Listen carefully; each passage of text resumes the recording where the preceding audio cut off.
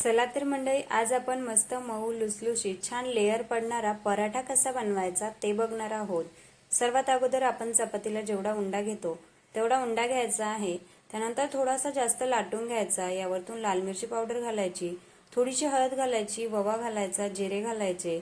जर तुम्ही लहान मुलांच्या डब्याला बनवणार असाल तर लाल मिरची नाही टाकली तरीही चालेल। यावरतून तेल घालायचं आणि छान असं याला फोल्ड करून घ्यायचं आहे। याच्या अशा पद्धतीने फोल्ड केलं की याचे छान असे लेअर पडतात। त्यानंतर यावरतून सुकं पीठ घालायचं आणि छान असं याला लाटून घ्यायचं आहे। या ठिकाणी मी त्रिकोणी आकारामध्ये याला लाटून घेतलेला आहे। तवा छान गरम करायचा, तेल टाकायचं, दोन्ही बाजूने मस्त खरपूस होईपर्यंत याला भाजून घ्यायचं आहे। तेलाच्या ऐवजी तुम्ही तूप किंवा बटरही लावू शकतात। बघा, मस्त मऊ लुसलुशीत आपला पराठा तयार झालेला आहे।